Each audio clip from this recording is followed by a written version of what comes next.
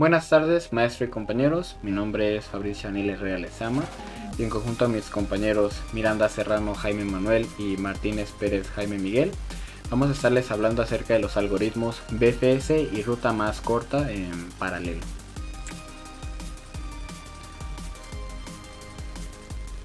Como introducción, pues tenemos que los algoritmos de búsqueda son utilizados para resolver problemas de optimización combinatoria. Dichos algoritmos llegan a requerir una alta capacidad de recurso, haciendo referencia a lo que sería siendo el uso excesivo de memoria.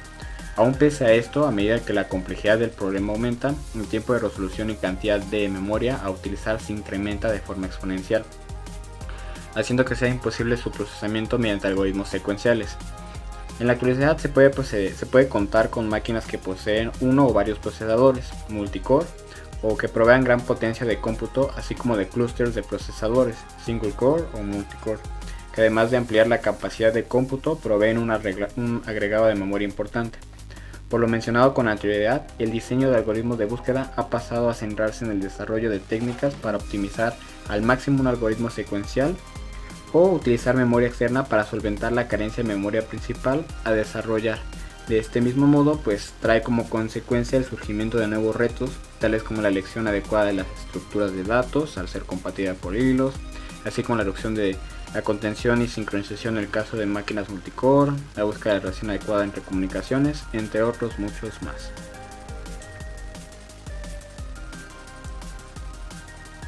Ahora bien, ya pasando a lo que es el algoritmo, pues tenemos que el algoritmo Breadth First Search o BFS, haciendo recordatorio, pues es un algoritmo de búsqueda no informada utilizado para recorrer o buscar elementos en un grafo, de forma que comienza con un nodo inicial, dado hasta recorrer todo el grafo por medio de capas. Cada que se recorre una capa se hace por medio del nodo vecino del siguiente nivel. Es aquí necesario mencionar que el algoritmo va a requerir de memoria extra, siendo una cola. Esto con el fin de realizar un seguimiento de los nodos hijos no explorados. Como un breve paréntesis, algunas aplicaciones que podemos encontrar con este tipo de algoritmos es que se puede utilizar para resolver muchos problemas de teoría de grafos, como el camino más corto entre dos nodos de un grafo no ponderado, también para calcular el flujo máximo en un grafo de flujo o detectar también ciclos en un grafo no dirigido. Ya teniendo en cuenta más o menos el proceso que lleva detrás de este algoritmo, pues es momento de hacer su distinción entre su forma secuencial y paralela.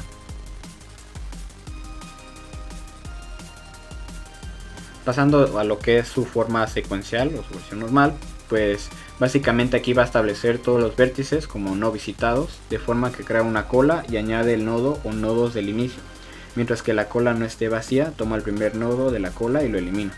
Si aún no está visitado, va a realizar su recorrido hasta que lo visite. En cada uno de los recorridos que se hace, se añaden todos los vecinos del nodo en la cola.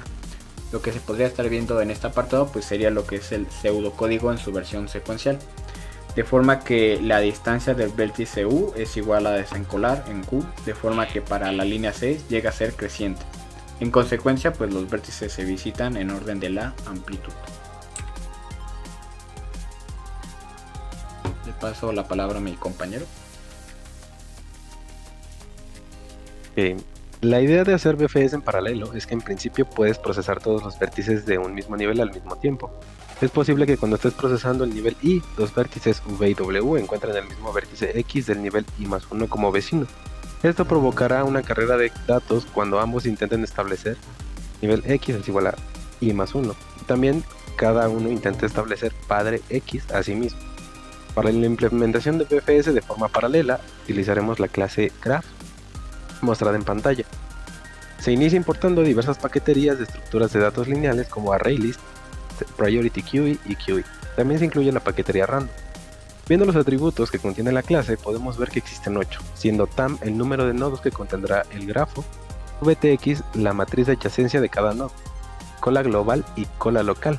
Ambas tienen un funcionamiento similar. La diferencia radica en que cola global puede ser manejada por distintos hilos y cola local es manejada de manera secuencial. También se encuentra un arreglo de tipo boolean para saber qué nodos han sido visitados, que lleva por nombre visitado.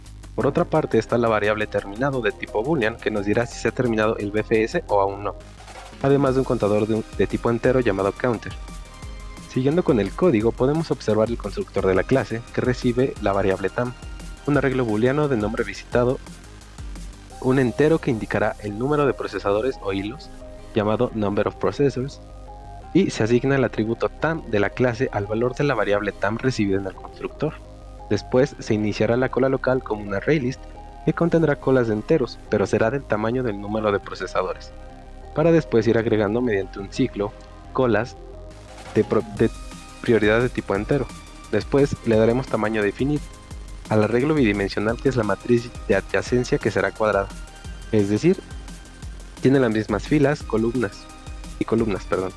El tamaño de la matriz será dado por el número de nodos que contendrá el grafo, y se toma de nuevo el valor que recibe el constructor. Se iguala el atributo visitado de la clase con la variable visitado que recibe el constructor, para después asignarle a terminado el valor de false.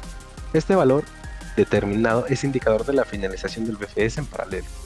Después se inicia la cola global como cola prioridad sin tener tamaño definido, y luego se agregará el valor de tam-1 a dicha cola e inicia el contador counter en 0. Siguiente presentación, por favor.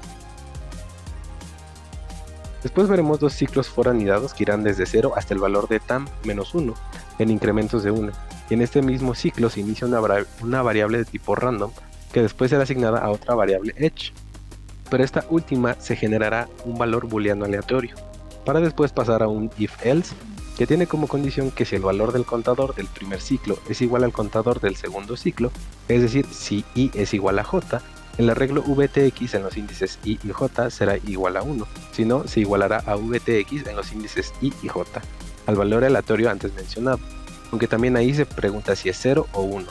Este procedimiento sería para agregar los vértices de cada nodo, ya que, como se mencionó anteriormente, esta es la matriz de adyacencia. Siguiendo con los métodos de la clase, tenemos getters para la cola local, el número de nodos para terminado y el arreglo de nodos visitados. Este último es usado en paralelo, ya que es de tipo synchronized. Seguimos con los setters, que serán solo dos, uno para cola local y para el arreglo de nodos visitados. De igual manera que en los getters, este será de manera paralela.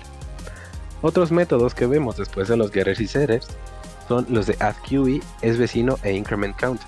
El primero será un método que se usará en paralelo para la cola global, como lo habíamos mencionado anteriormente. Siempre y cuando la cola que reciba no esté vacía, quitará y agregará el primer elemento de la cola que recibe para agregarlo a la cola global. El segundo recibirá dos enteros, uno llamado node y otro neighbor. El método preguntará si la matriz de adyacencia, teniendo como índice a node y a neighbor, si es igual a 1, y regresará un true o un false según corresponda. Y el último incrementa a 1 a counter. Y por último tenemos el método BFS paralelizado, que no recibe ningún parámetro y tampoco regresa algo. El método inicia con un ciclo while, que evalúa si terminado es falso y cola global está vacía. De ser así, entra en un bloque try catch, donde se pondrá en suspensión a un hilo, liberando el monitor permitiendo que otro hilo entre. Después tenemos una variable de tipo entero llamada index, que nos proporcionará el ID o identificador del hilo que se trabajará. Luego tendremos un if que pregunta si la cola global no está vacío, entrará en la siguiente parte de código que contiene una variable de tipo boolean llamada popped, que se inicia con un false para después cambiarlo por un true. También tenemos una variable de tipo entero de nombre node, que le será asignado el primer valor que se encuentra en la cola global. Más adelante está un ciclo while, que entrará a su parte del código cuando el valor del arreglo visitado en el índice node sea verdadero, donde tendremos un if-else. El if va a evaluar si la cola global está vacía. De ser cierto, entrará a su parte donde el atributo terminado será true, pop será falso y se romperá el ciclo. En caso de no entrar al if, seguirá al else, donde nuevamente se le dará a la variable node el primer valor de la cola global y pop será true. Acabando el ciclo while, estaremos en el primer if que ya se mencionó y sigue otro if, que evaluará si el valor de pop es verdadero. Si se cumple, entrará e iniciará cambiando el valor del arreglo visitado en el índice node a un verdadero e incrementará el counter. Y creará una nueva variable de tipo boolean de nombre flag que será igualada a un false para crear después un ciclo for que irá desde 0 hasta el valor de tam-1 en incrementos de 1. Dentro del ciclo for tenemos 3 if. Siguiente presentación, por favor. El primero es que si el valor de node es igual al valor del contador del ciclo for, es decir, que node sea igual a i. Este hará que continúe la siguiente iteración del ciclo for sin hacer los otros dos if restantes, pero no se romperá el ciclo. El segundo if que observamos tiene como condición que mientras el método es vecino como parámetros node y el contador del for sea verdadero y visitado en el índice i sea falso y el valor de flag sea falso, se agregará a la cola local el valor de i en el índice index, variable anteriormente descrita, y el valor de flag se cambiará a true. El tercer y último if tendrá condiciones similares al segundo. Mientras que el método es vecino como parámetros node y el contador del for sea verdadero,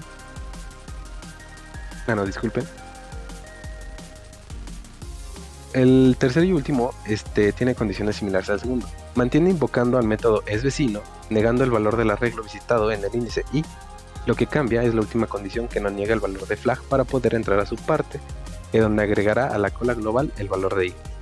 En esta parte terminamos el if del principio, aquel que iba después del ciclo while, donde se manejan las excepciones. Consecuente a esto nos encontramos de nuevo un if, que evaluará si la cola global está vacía. De ser cierto, se cambiará el valor determinado a true. Luego tenemos otro if que evaluará si terminado es verdadero y counter es menor al número de nodos. Entrará a su código que cambiará el valor determinado a false, ya que BFS aún no ha terminado. De esta manera podrá seguir con las iteraciones faltantes, ya que el contador se tendrá que igualar al valor del número de nodos. Después de cambiar el valor terminado se introducirá a un ciclo for que irá desde 0 hasta el valor de tan-1, en incrementos de 1, donde tendrá dentro un if donde se negará el valor del arreglo visitado en el índice i, y en el caso de que al negarlo nos dé un verdadero, agregará a la cola global el valor de i. Saliendo de este último if, se le notificará a todos los hilos que están en reposo que pueden entrar a realizar su procedimiento. Esto sería por la parte de la clase graph.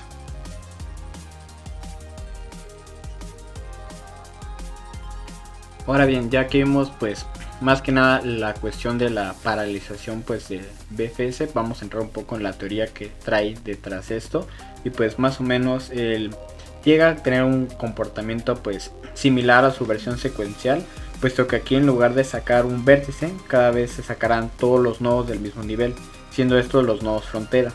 A su vez el recorrido será síncrono por niveles, donde cada procesador tomará un conjunto de vértices frontera y calculará sus vértices fronteras siguientes en paralelo.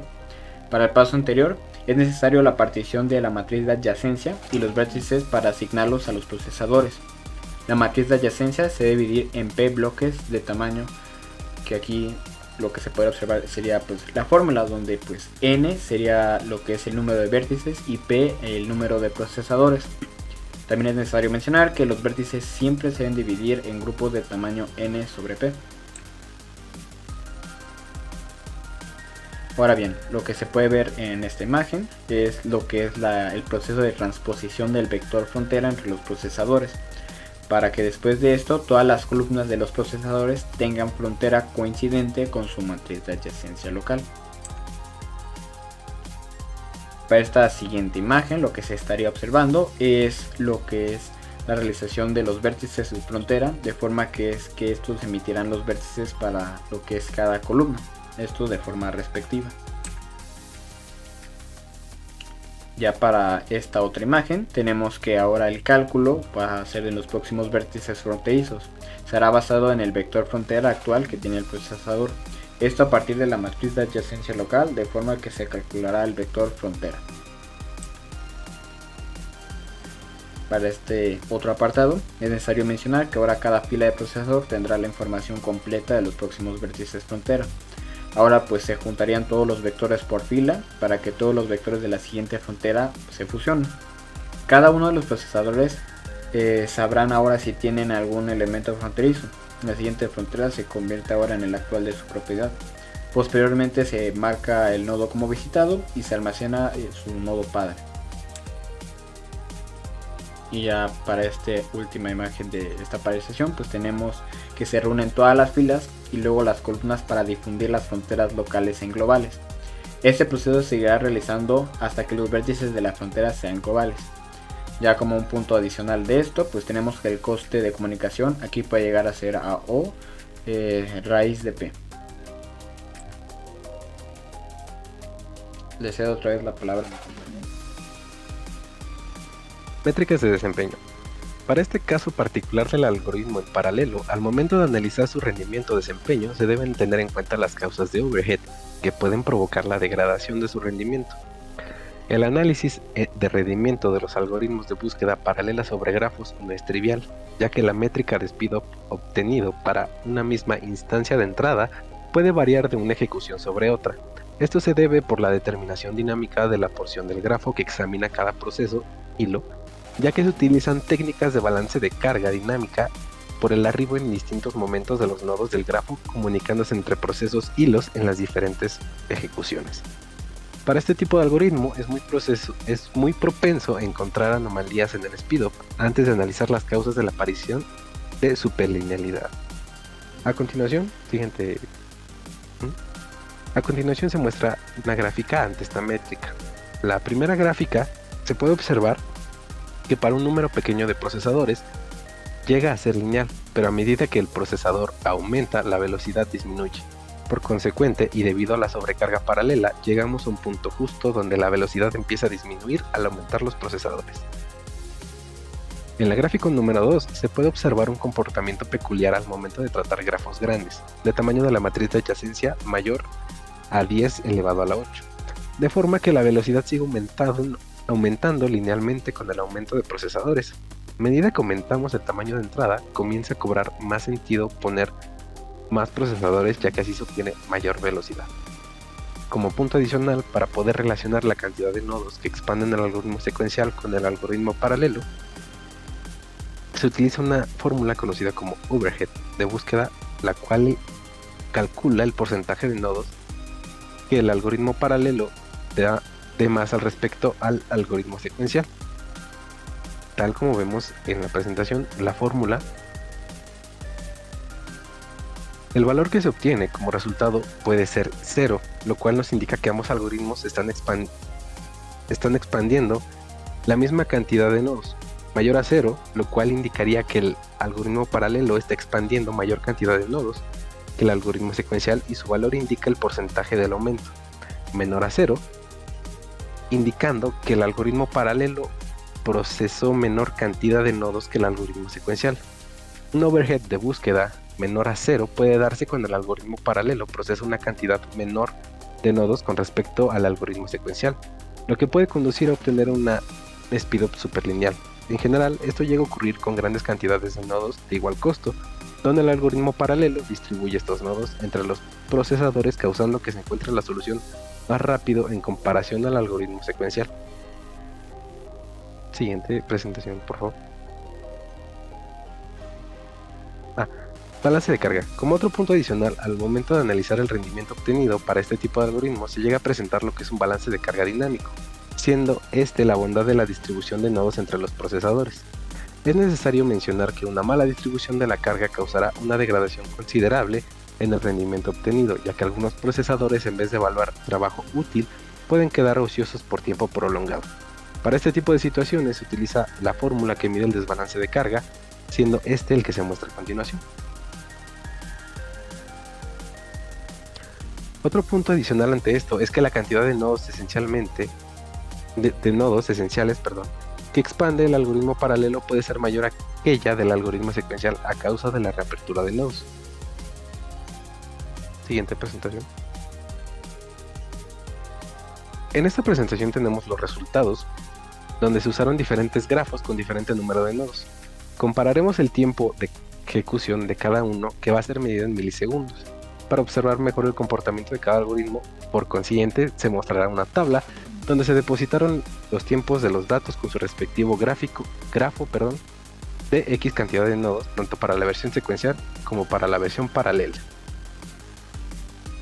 La tabla va desde 10, 100, 500, 1000 y 5000, tomando 3 medidas de cada ejecución consecutiva, obtuvimos su promedio.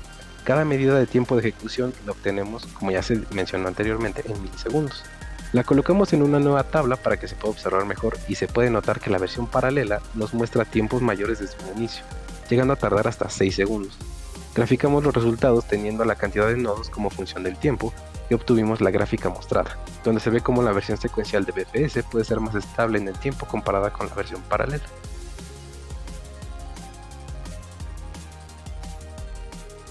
Le cedo la palabra a mi compañero Jaime. No, ahora vamos con el algoritmo de ruta más corta, en este caso el algoritmo de Dijkstra. El propósito de este algoritmo es resolver el problema de ruta más corta, el cual consiste en encontrar la ruta más corta desde un nodo origen a todos los demás nodos en un grafo ponderado. Hay que recordar que el algoritmo de Dijkstra es un algoritmo greedy, los cuales nos permiten tomar la decisión óptima en cada paso mientras intenta encontrar la forma óptima de resolver el problema completo. Siguiente, por favor. Y bueno, aquí tenemos el pseudocódigo de la forma secuencial del algoritmo de Dijkstra. Este como tal recibe V, que es un conjunto de nodos del grafo, E, que es el conjunto de lista del grafo, W, que es el conjunto de pesos, y S, que es el nodo origen. En este caso, V, E y W es la representación de un grafo ponderado, el cual también se puede representar mediante su matriz de adyacencia. Bueno, ¿qué nos dice como tal este algoritmo? Primero que al calcular el camino más corto en un grafo ponderado, dedicamos el vértice de origen S y adicionalmente vamos a añadir todos los conjuntos S y V. Entonces inicialmente el conjunto S solo contiene el vértice inicial S. El conjunto U contiene otros vértices excepto el nodo el vértice origen, y también contiene las distancias. La distancia es el peso desde el vértice inicial S a los vértices en U. Por ejemplo, la distancia del vértice V en U es infinito si S y V no son adyacentes. Se puede ver en el pseudocódigo. Y luego seleccionar el vértice U con el menor peso de U y añadir el vértice U a S y eliminar el vértice U de U. Como tal, es decir, el segundo paso. El siguiente paso sería actualizar la distancia de cada vértice de U al vértice de origen. Y la razón por la cual se utiliza la distancia de los vértices en U es que en el paso anterior U es el vértice del camino más corto, por lo que la distancia de otros vértices puede actualizarse mediante U.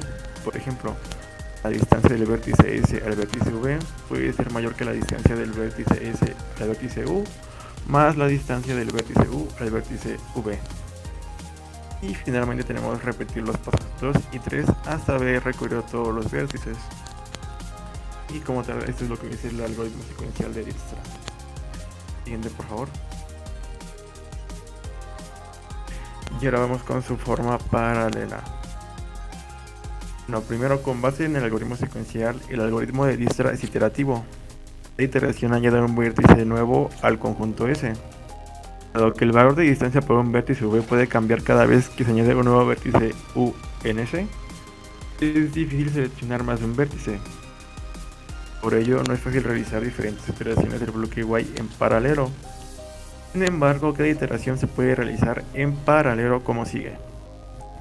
Sea P el número de procesos y N el número de vértices del grafo, el conjunto V, es decir, los vértices del grafo, se van a dividir entre P conjuntos.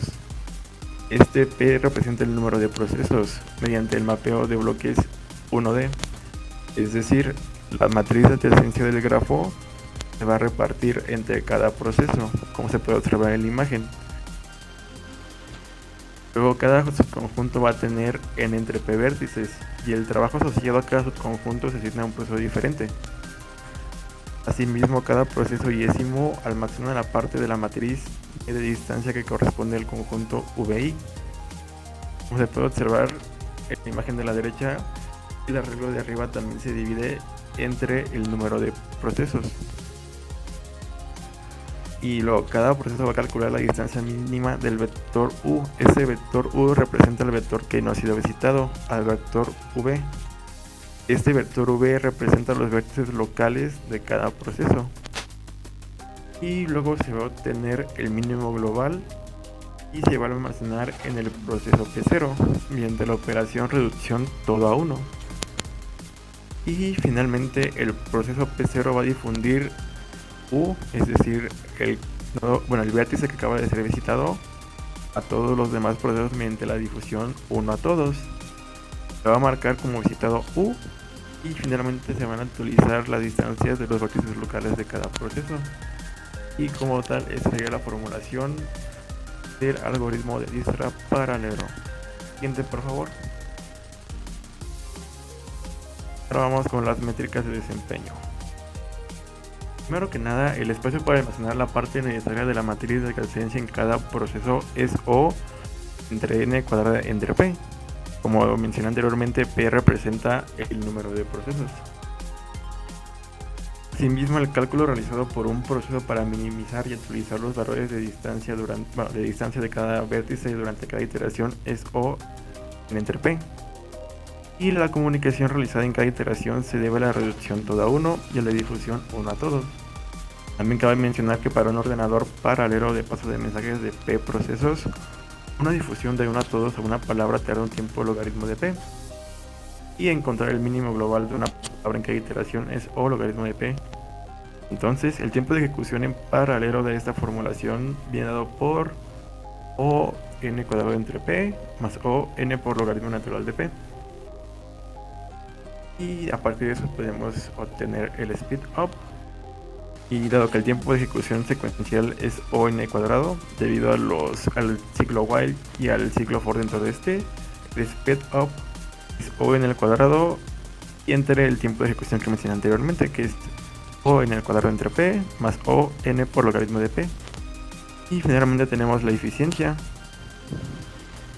Siguiente, por favor. Vamos con el tipo de paralelismo. Bueno, debido al que el procesamiento se conduce a partir de la disponibilidad de los datos, es decir, de la distancia de los vértices, el tiempo de paralelismo es algorítmico. Asimismo, la granularidad. Bueno, al haber constante comunicación entre los procesadores para determinar la distancia mínima global y luego actualizar las distancias para los vértices, se puede decir que hay una granularidad fina. Y ahora vamos a ver el pseudocódigo del algoritmo paralelo. Siguiente, por favor. Y aquí está la implementación realizada de la formulación anterior. Igual va a recibir lo mismo. Nos declaramos la sentencia paralel de OpenMP. Y luego en shared tenemos aquellas variables que se van a compartir. Y dentro de estas, primero tenemos la función ompSetNoneThreads, que sirve para establecer el número por defecto de hilos que se crearán al encontrar la siguiente directiva paralela. La función getNoneThreads devuelve el número de hilos que participen en la ejecución del programa. La función ompGetThreadNone devuelve un ID de hilo único para cada hilo. Y este entero está comprendido entre 0 y ompGetNoneThreads menos 1. Asimismo, más adelante se va a determinar, bueno, cada hilo va a encontrar la distancia mínima U de los vértices locales y después se declara la directiva critical. Esta directiva asegura que en cualquier punto de la ejecución del programa, solamente un hilo que se encuentre dentro de una sección crítica especificada por un determinado nombre. Y también OpenMP proporciona la directiva critical para las regiones críticas de implementación, dado que existe una región crítica que permite a diferentes hilos ejecutar código diferente mientras están protegidos unos de otros. Luego se declara la directiva barrier. Como tal, esta es una barrera de es una primitiva de sincronización más utilizada en OpenMP. Esta directiva prácticamente sirve para sincronizar entre sí los hilos. Y como tal, todos los hilos de un equipo esperan hasta que otros hilos se hayan puesto al día, es decir, hayan terminado su tarea. Luego se declara la directiva single, que esta especifica un bloque estructurado que es ejecutado por un único hilo. Y al encontrar el bloque single, el primer hilo entra en el bloque y todos los demás hilos proceden hasta el final del bloque. Siguiente, por favor. Y finalmente tenemos los resultados realizados de las versiones secuenciales y paralelas. Como podemos observar en la gráfica, la versión secuencial sigue resultando más óptima para el algoritmo de Dijkstra. Pues la versión presenta un pequeño aumento la versión paralela presenta un pequeño aumento en el tiempo de ejecución. Y como se puede observar en el gráfico, la versión secuencial es la azulita y la versión paralela es la naranja. Como se puede ver mediante el gráfico, la versión secuencial es la que sigue resultando más óptima. Sin embargo, lo curioso que pasó en la ejecución del programa es que para un grafo de 100 vértices resultó mejor la versión paralela. Se puede observar también en la tabla. Igual cabe mencionar que estos resultados fueron realizados en una laptop de los procesadores. Igual se puede aplicar la misma prueba en otro ordenador y pueden salir resultados diferentes. También tiene que ver mucho con el número de procesadores del equipo. Y siguiente, por favor. Ok, como conclusiones, tenemos que durante la elaboración del proyecto nos pudimos dar cuenta de cómo es importante saber qué métrica de desempeño utilizar al momento de intentar paralelizar un algoritmo, además de mantener una comunicación óptima entre los hilos que estamos trabajando. De lo contrario, se verán condiciones de carrera que afectarán al momento de ejecutar el programa. Otro aspecto importante es que no siempre se pueden tener los resultados esperados de un código paralelo, es decir, reducir los tiempos de ejecución, haciendo que su versión secuencial sea más rápida.